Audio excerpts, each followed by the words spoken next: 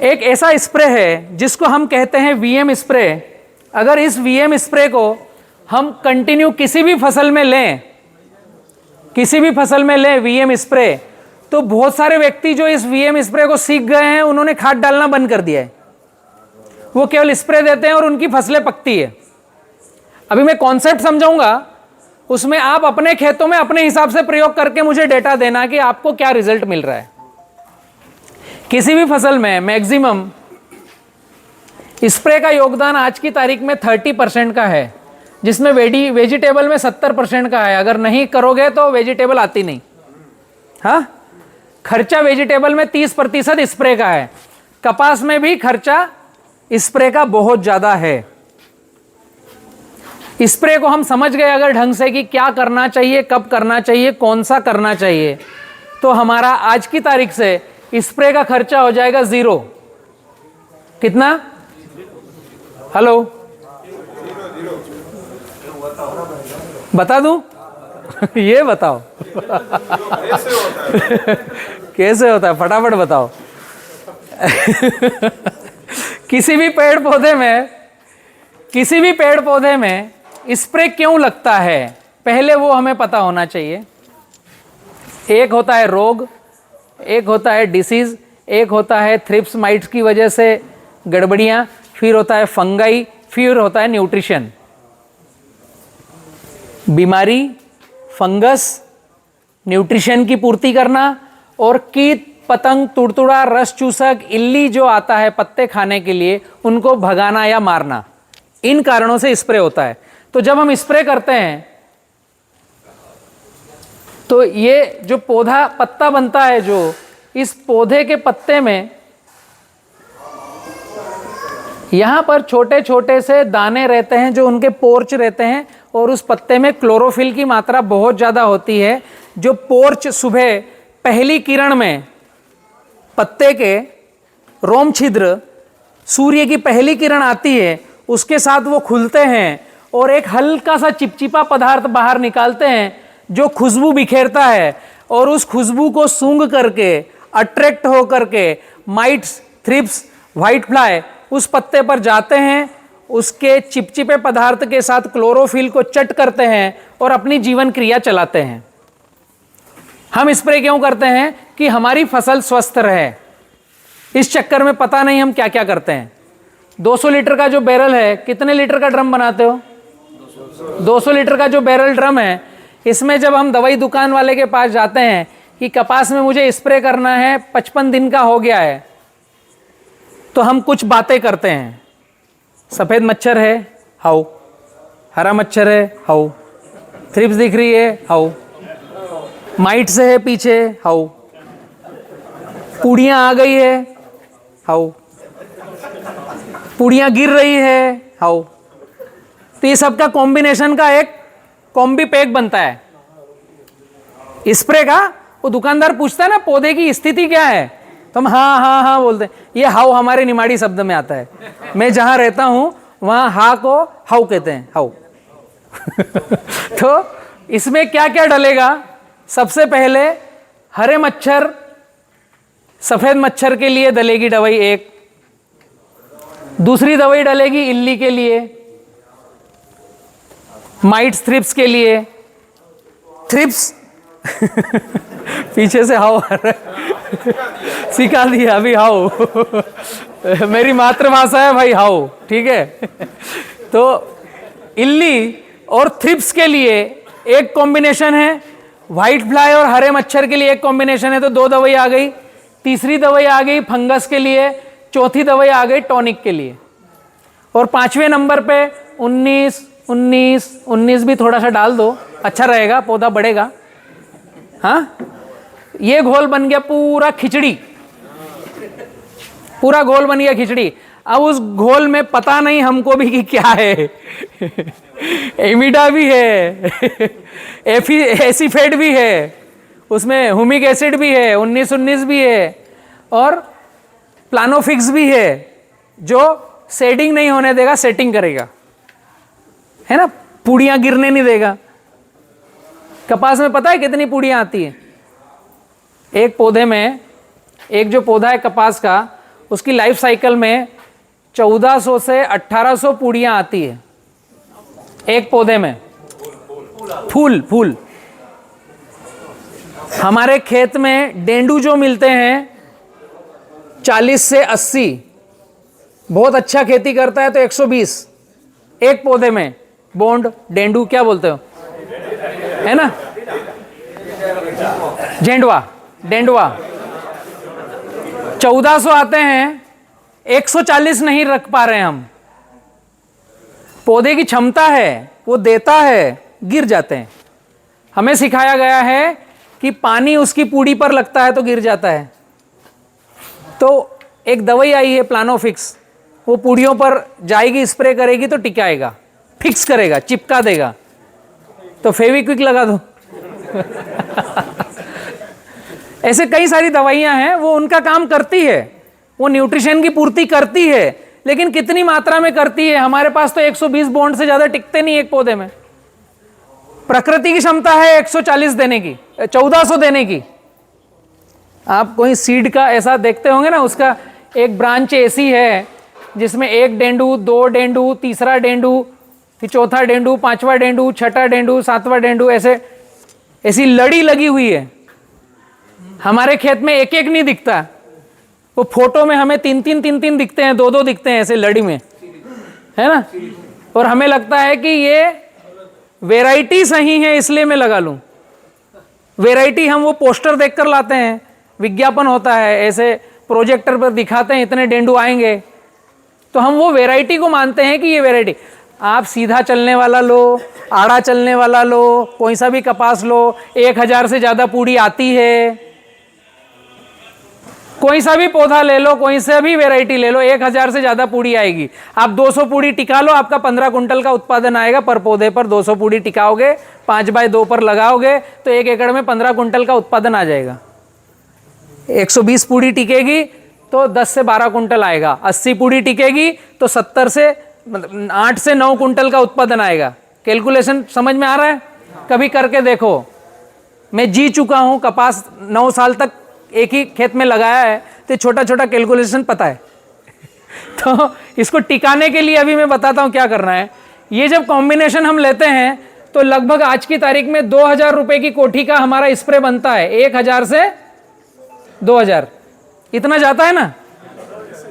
और दवाई डालने के बाद कल दोपहर को 12 बजे दवाई डाली और 1 बजे पानी गिर गया, मरे अब फिर 4 दिन बाद स्प्रे करना पड़ेगा ऐसा इत्तेफाक भी होता है कभी कभी कि दवाई डाली और पानी आ गया। तो ये सबको जीरो करना है तो क्या करना पड़ेगा? जीरो। इन सबको जीरो करना है और ज्यादा फूल और बोल टिकाना है। पपीता की जो डंडी है उसमें 30-40 फूल फ्लावरिंग आती है, उसमें से कम 2 टिकाना है तो क्या करना है? मिट्टी का स्प्रे करना है।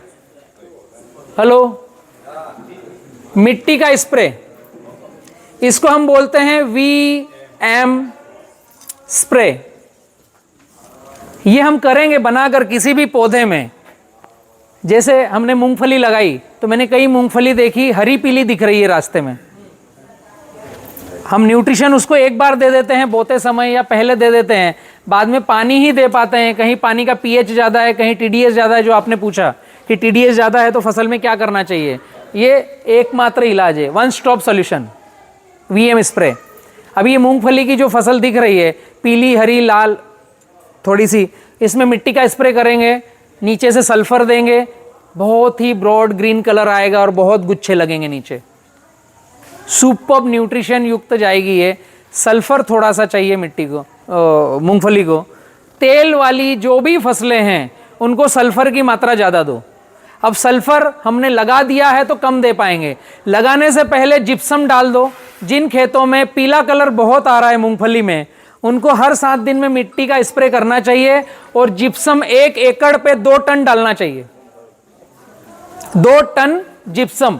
जिप्सम के अंदर ये एक खदान की मिट्टी है, जिप्सम भी खदान की ही मिट्टी है जिसमें सल्फर और कैल्शियम आता है। हम मार्केट से सल्फर लेंगे WDG 150 रुपए किलो 80%। हम जिप्सम लाएंगे टन में आएगा। 20 रुपए 40 रुपए क्विंटल आता है, 2000 रुपए 1800 रुपए टन में गाड़ी खेत पे आ जाएगी। जिप्सम ढूंढो थोड़ा सा, वो ऐसे गोबर खाद की तरफ फेंको। 2 टन, जिन खेतों में हमें लग रहा है सल्फर की जरूरत है, जिन खेतों में कपास ज्यादा लगा रहे हो, जिन खेतों में मूंगफली ज्यादा लगा रहे हो, उनमें जिप्सम डालना चालू करो तो कैल्शियम और सल्फर खरीदना नहीं पड़ेगा। दूसरा, मिट्टी का स्प्रे करो। अभी मिट्टी का स्प्रे बनेगा कैसे और वो काम क्या करता है? सभी तरह के रस चूसक, कीट पतंग, तुड़तुड़ा, महुआ, मक्खी, मच्छर को भगाने का काम करता है। किसी भी पौधे में इल्ली को भगाने का काम करता है। बैंगन का नाम सुना है? सबसे ज्यादा व्हाइट फ्लाई, सबसे ज्यादा इल्ली बैंगन में आती है। और बैंगन हम केवल मिट्टी का स्प्रे करके पकाते हैं, दूसरा कोई स्प्रे करते नहीं। उसकी पूरी चर्या में कोई इल्ली आती नहीं। कैसे? अभी मैं बतलाता हूं। अभी ये लिख लो सूत्र, फिर उसका कॉन्सेप्ट समझाऊंगा। 200 लीटर पानी, क्या क्या डालना है इसके अंदर बनाते समय? 200 लीटर पानी, 20 केजी मिट्टी, 200 ग्राम वाइसेनोमेटा,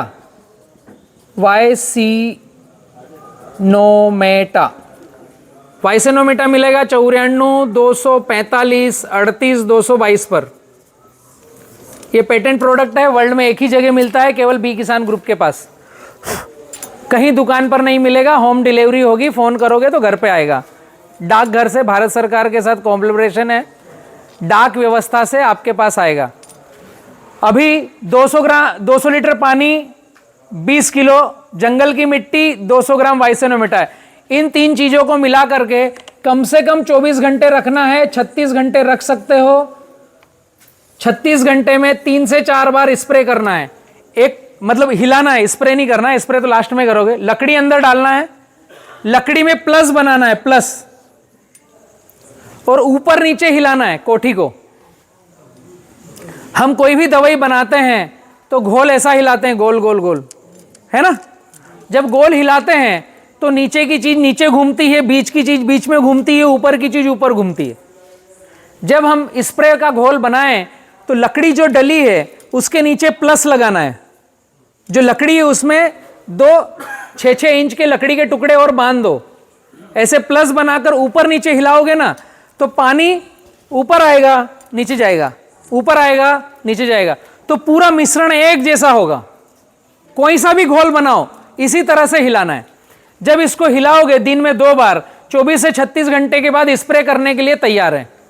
इसको बोलते हैं वीएम स्प्रे, मिट्टी का स्प्रे। स्प्रे करते समय भी हमें हिलाते रहना है, कपड़ छान करना है। एक बार जो पानी निकला उसको दूसरी बार कपड़ छान करना है, कपड़े से छानना है और पंप में डालना है। वो बताता हूं मैं कंटिन्यू में। मिट्टी कहां की लेना वो विषय है, वो मैं बतलाता हूं।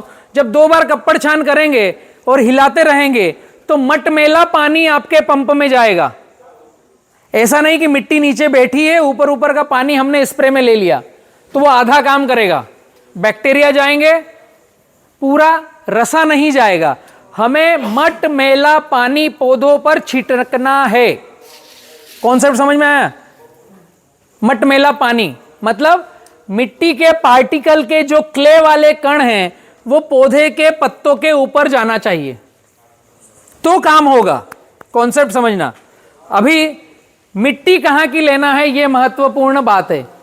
ये जो 20 किलो मिट्टी है आपके खेत के बाहर, जहां पर कभी हमने कल्टीवेटर नहीं चलाया, ऐसी जगह जहां कभी कल्टीवेटर नहीं चलाया, जिसके पास कोई कांटे का पेड़ नहीं हो, कांटे वाला वो नेगेटिव पेड़ होता है, कांटे का पेड़ नहीं हो, जहां हमने कभी यूरिया, डीएपी, पोटास नहीं डाला, उस जगह पर 5 फीट गड्ढा करना है। मिनिमम 5 से 7 फीट गड्ढा करना है। ऊपर से नीचे तक की मिट्टी लेना है, ऊपर, बीच, मिडिल, लास्ट। ऊपर से नीचे तक की मिट्टी लेना है 20 किलो। ये जो 20 किलो मिट्टी है ये कहां की होना चाहिए? इस गड्ढे में ऊपर से नीचे तक की। अब ये गड्ढा एक बार करोगे तो जीवन भर इससे निकाल सकते हो। एक ही बार गड्ढा करो, उस गड्ढे से हमेशा मिट्टी लेते रहो। उसमें क्या ध्यान रखना है, गड्ढा करने के बाद इसकी पाली बना दो, इसको प्लास्टिक से ढक दो। पाली इसलिए बनाना है कि बारिश का पानी अंदर ना जाए। इसमें टाट, पेबंद, झांझा, चद्दर कुछ भी रख करके प्लास्टिक से ढक दो, अंदर अंधेरा होना चाहिए। ये गड्ढा हमेशा अंधेरे में रहना चाहिए, तो बाद में और मिट्टी निकाल करके काम में लोगे वही रिजल्ट आएगा। ये गड्ढा खुला है, अंदर सूर्य की रोशनी जा रही है, तो यहाँ के बैक्टीरिया तत्व वो अंदर फिर निकल जाएंगे, फिर दूसरा गड्ढा करना पड़ेगा। जो इस मिट्टी में रिजल्ट आना चाहिए वो किसका रिजल्ट है? इस अंधेरे का, इस बैक्टीरिया का, इस न्यूट्रिशन महासागर का इसमें रिजल्ट है। अभी मैं कॉन्सेप्ट बतलाता हूं कि ये काम कैसे करेगा। समझ में आया बनाना? स्प्रे करते समय जो हम एमिडाक्लोपिड या अलग दवाएं डालते हैं तो कम होल की नोजल डालते हैं ताकि धुआं हो। इसके लिए ज्यादा होल की नोजल डालना है ताकि पानी जाए। ये थोड़ा सा फर्क करना है। पौधे को नहला दो पूरा। पपीता में जो पपीता है उसकी जो ब्रांचेस है और यहां से फूल कमल आ रहे हैं, इस डंडे को पूरा नहलाना है पपीता को। पपीता में जब स्प्रे करो, ऊपर भी स्प्रे करना है, उल्टी नोजल करके नीचे करना है, और जो डंडा है उसको नहलाना है। तो जो फूल है उसकी सेटिंग आएगी, गिरेंगे कम, नहीं के बराबर। और एक समय ऐसा आएगा कि आपको पपीता तोड़ना पड़ेगा, 5-5, 6-6 दिखेगी। अभी तो गिर रहा है, बट ये करोगे तो ऐसा समय आएगा कि वो फ्लावरिंग सेटिंग होगी, वायरस बीमारियां कम से कम आएगी। फिर आपको थिनिंग करना पड़ेगी, फल कम करना पड़ेगा। और जब स्प्रे करोगे आप, जब स्प्रे करोगे तो पीछे पीठ को हिलाते हुए स्प्रे करना है, वरना मिट्टी नीचे बैठ जाएगी। जो हमारा मित्र स्प्रे कर रहा है उसको बोलना है बीच बीच में हिलाते जाओ और फिर स्प्रे करो, नहीं तो वो मिट्टी नीचे बैठ जाएगी। तो आखिरी पंप में गाद आएगा, बीच में पानी पानी जाएगा। समझ में आया? हाँ, बोलो। डालने का बोला ना, तो पंप हमारा नोजल खराब हो जाएगा। हाँ, रेती नहीं डालना है। मैंने ये बोला है 2 बार कप्पड़ छान करना है। हाँ, 2 बार कपड़े से छानना है। तो कपड़े में फटा हुआ कपड़ा लोगे तो रेत जाएगी, वो जिम्मेदार आप हो।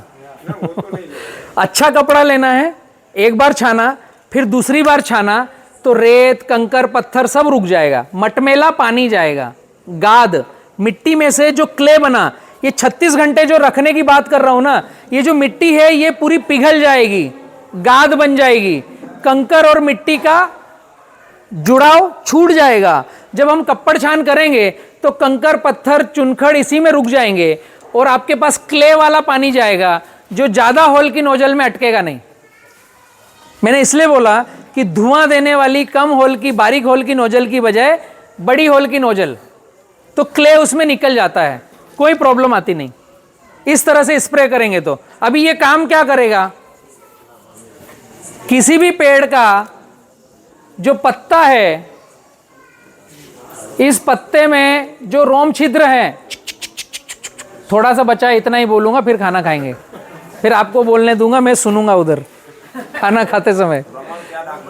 प्रमाण क्या डालने? हाँ, अभी ये जो प्रमाण है, जो ड्रम बनाया ये डायरेक्ट ऐसा का ऐसा छींटना है। जो 200 लीटर का ड्रम बनाया यही डायरेक्ट छिड़काव करना है, इसमें कोई प्रमाण वरमाण नहीं। बनाते समय प्रमाण बता दिया, 200 लीटर पानी, 20 किलो मिट्टी, 200 ग्राम वाइसेनोमेटा, इसका घोल 24 से 36 घंटे किसी भी फसल में स्प्रे करो, पूरे पौधे को नहला दो। केवल धुआं नहीं देना है, अच्छे से नहला दो, क्योंकि ये काम क्या क्या करेगा वो बतला रहा हूं। न्यूट्रिशन इसमें महासागर है। ये जब हम ये 5 फीट गहरे गड्ढे से मिट्टी निकालते हैं, पृथ्वी के ऊपर 1.5 फीट ऊपर और 1.5 फीट नीचे, ये जो 3 फीट की लेयर है, ये पृथ्वी की 3 फीट की लेयर है, इसमें बैक्टीरिया का महासागर है। इसके नीचे न्यूट्रिशन है और इसके नीचे मैक्रो न्यूट्रिशन है। देसी केचवा, जहां नमी होती है 7 से 8 फीट नीचे, 2 मीटर, 1 मीटर, 5 फीट नीचे रहता है। तो यहां जब देसी केचुआ घूमता है, आप जब गड्ढा खोदोगे तो होल और पोल मिलेंगे।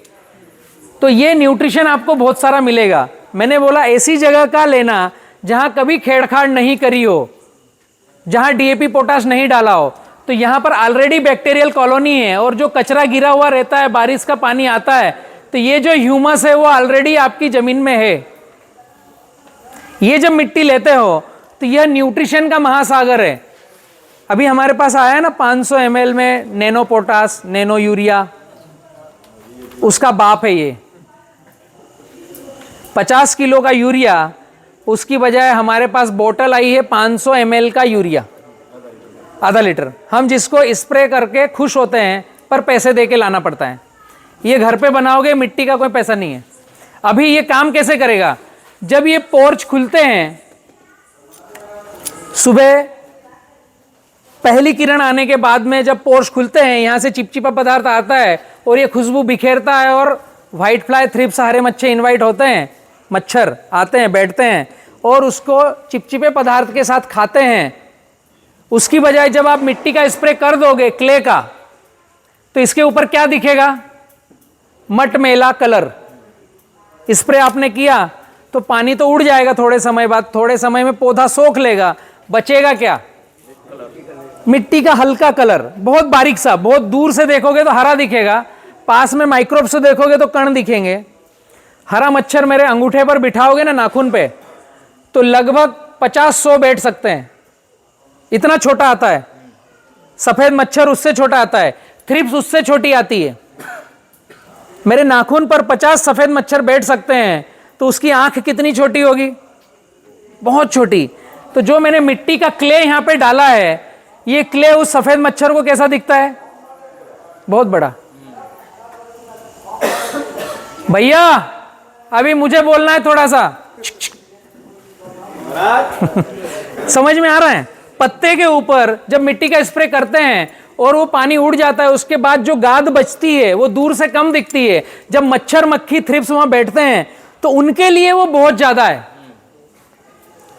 ये साइंटिफिक बात मैं बतला रहा हूं। मिट्टी के स्प्रे पर कई सारे शोध हुए हैं। भारत सरकार ने, जिसने मिट्टी का स्प्रे लॉन्च किया, उसको पद्मश्री का अवार्ड दिया है। चिंतला वेंकटा रामा रेड्डी आंध्र प्रदेश के हैं, जो बहुत अच्छे कृषक है, बहुत अच्छे साइंटिस्ट है। उनको भारत सरकार ने पद्मश्री का अवार्ड दिया है कि आपने मिट्टी के स्प्रे की खोज करी। कई सारी यूनिवर्सिटियों ने रिसर्च पेपर निकाले हैं, पेटेंट लिया है उन्होंने बहुत सारी चीजों में। मिट्टी का स्प्रे अगर चावल की खेती पर करते हो तो वेंकटेश जी ने पेटेंट ले रखा है कि वो उनकी इजाजत के बगैर कोई कर नहीं सकता, अगर करेगा तो उनको रॉयल्टी देना पड़ेगी। चावल का जब नर्सरी बनाते हैं तो उसमें केवल मिट्टी का स्प्रे, नर्सरी बनाकर जब खेत में लगाया तो हर 7-7 दिन में केवल मिट्टी का स्प्रे। इस मिट्टी के स्प्रे पकने के बाद जो चावल बाहर आता है उसमें विटामिन B12 अलग मात्रा में आता है, उसमें न्यूट्रिशन वैल्यू बहुत ज्यादा होती है। ये जो चावल अंधे को खिलाते हैं तो रोशनी आने के चांसेस है, ये रिसर्च पेपर में आया है। और जिनको सूर्यास्त के बाद दिखता नहीं, रतिंदो जिसको आता है, सूर्यास्त के बाद बहुत कम दिखता या दिखता नहीं, वो ये चावल खाते हैं तो 3 महीने के अंदर उनकी रोशनी वापस आ जाती है। ये मिट्टी के स्प्रे से न्यूट्रिशन पौधे में जाते हैं, वो मैं बतला रहा हूं। और कीट पतंग को क्या होगा, यहां जब बैठेगा तो ऑलरेडी वो बैठेगा मिट्टी के कण के ऊपर। दूर से हरियाली देख के आया, पास आया तो मिट्टी का कण मिला उसको। मिट्टी को कोई खाता है क्या? पहली नजर वहां से उसकी अपेक्षा खत्म। मिट्टी की सोच, पत्ते को खाने गया था, सामने मिल गई मिट्टी, वहां से वो यू टर्न लेगा कि कहां हरा पत्ता और मिलेगा। दूसरा, जब सवेरे की पहली सूर्य की किरण में वो जो लिक्विड निकलता है और पत्ते पर मिट्टी ऑलरेडी है, तो लिक्विड और मिट्टी मिलती है तो खुशबू किसकी जाएगी? मिट्टी की। अभी बारिश होगी तो हमें सौंधी खुशबू आएगी मिट्टी की। तो पत्ते के ऊपर जो खुशबू फेंकता है वो इनवाइट करने के लिए वो खुशबू जाती है मिट्टी की। तो कम से कम व्हाइट फ्लाई, थ्रिप्स, हरे मच्छर वहां पर आते हैं। 2 रीजन। तीसरा रीजन, हम प्रकृति को कभी भी किल नहीं कर सकते। वो रहती है जिंदा। हरा मच्छर, थ्रिप्स, व्हाइट फ्लाई, आप कितनी भी महंगी दवाई डाल लो, वो रहेंगे ही, 4 दिन बाद दिखेंगे ही, थोड़े समय के लिए इधर उधर होंगे, झूमते झूमते फिर आएंगे, क्योंकि वो रेजिस्टेंट पावर बढ़ा लेते हैं ना। 2 पेग लगा लिया, अभी तीसरा पेग। पहले 15 लीटर पानी में, गुजरात में बात हो सकती है क्योंकि बहन है, बात हो सकती है। 15 लीटर पानी में इमिडाक्लोपिड हम 2 ml डालते थे, अभी 5 ml 7 ml डालते हैं। रेजिस्टेंट बढ़ गया है। अभी पटियाला पेग पीने से भी हरा मच्छर जाता नहीं। मिट्टी का स्प्रे करेंगे तो रेजिस्टेंट पावर डेवलप होता नहीं फसलों में, यह बेनिफिट है। तीसरा, जब हरा मच्छर थ्रिप्स पत्तों के ऊपर बैठ गया, अब विकल्प नहीं है कि वो मरेगा या कुछ ना कुछ खाएगा, तो फिर पत्ते को खाता है तो पहले क्या मुंह में जाएगा? मिट्टी, बाद में हरियाली तक पहुंचेगा। तो किसी भी रस चूसक कीट पतंग तुड़तुड़े की आंत इतनी मजबूत नहीं है कि वो मिट्टी के क्ले को पचाए। ये रिसर्च पेपर में है, साइंटिफिक बात है। तो वो एक बार जब खा लेता है मिट्टी वाला हरा पत्ता, बाद में उसको भूख लगती नहीं, वो भाग करके तड़प तड़प के गड़बड़ में आता है। ये मिट्टी के स्प्रे का रिजल्ट है हरे मच्छर, थ्रिप्स, इल्ली, व्हाइट फ्लाई को भगाने में। दूसरा, इसमें न्यूट्रिशन का महासागर है। जब ये पत्ते पर जाता है तो ये पोर्स के द्वारा अंदर उतरता है और हमें बाहर से कोई भी माइक्रो न्यूट्रिएंट डालने की जरूरत नहीं, बाहर से कोई भी फर्टिलाइजर देने की जरूरत नहीं। यहां पर नेपियर घास किसी ने लगाई है? गाय भैंस के लिए चारा लगाई है। नेपियर को नाइट्रोजन ज्यादा चाहिए रहता है ना, बढ़वार करती है, वो गन्ने के जैसे आती है। हमने अभी, एक मेरा चैनल है किसान पाठशाला, दूसरा चैनल है O2 पार्क, उसको भी आप सर्च कीजिए, उसको सब्सक्राइब कीजिए, बहुत सारी जानकारियां मिलेगी। O2 पार्क के जरिए हम गौशालाओं के साथ में आगे बढ़ रहे हैं, गायों के लिए भोजन तैयार करते हैं। तो 2 गौशालाओं के साथ हमारा जेवी हुआ है अभी। एक जयपुर से 18 किलोमीटर पे है हिंगोनिया गौशाला, जहां 15,000 गायें हैं, 1478 एकड़ जमीन है, और हम उन गौशालाओं के लिए 400 एकड़ में नेपियर घास लगाए हैं। तो वहां की जमीन थी ऐसी ऊपर नीचे, पीली मट्टी, ऊपर नीचे जमीन रेतीली। तो पहले उस जमीन को थोड़ा लेवल किया, फिर 6 फीट पे ड्रिप डाली और 2-2 फीट पर नेपियर घास लगी। आप लोगों को ध्यान होगा कि ऊपर नीचे अगर जमीन है और ट्रैक्टर से उसको मिट्टी गड्ढे में डाली और मिट्टी छीली, तो वो जमीन कितने साल में उपजाऊ होगी? 1-2 साल लेगी ना। गोबर खाद डालने के बाद में जो जमीन खींची हुई है, टापे टूपी बनेंगे, 1 से 2 साल लेगी। इस YouTube चैनल पर मैंने वीडियो डाल रखे हैं। 18 जनवरी 2023 को हमने पहला प्लांटेशन किया नेपियर घास का। आज नेपियर घास मेरे सिर से ऊपर है। अभी 18 तारीख को हमने लगाया था, 18 अगस्त को 1 महीना हुआ, और अभी आज क्या तारीख है? 13 दिन ये और 12 दिन वो, तो लगभग 1.5 से 2 महीने होने में आ रहे हैं। 18 सितंबर को 2 महीने होंगे, और नेपियर की हाइट मेरे सिर से ऊपर है। पूरे गुच्छे निकले हैं, एकदम ग्रीन हरी है, लस ग्रीन। अभी ये 2 भाइयों के शर्ट को देखो, पीछे वाले का शर्ट हरा कलर का है, आगे वाले का शर्ट लाइट हरा है। तो लाइट हरी फसल है मतलब हमें यूरिया डालना है, डार्क हरा फसल है मतलब हम यूरिया डालने की जरूरत नहीं है।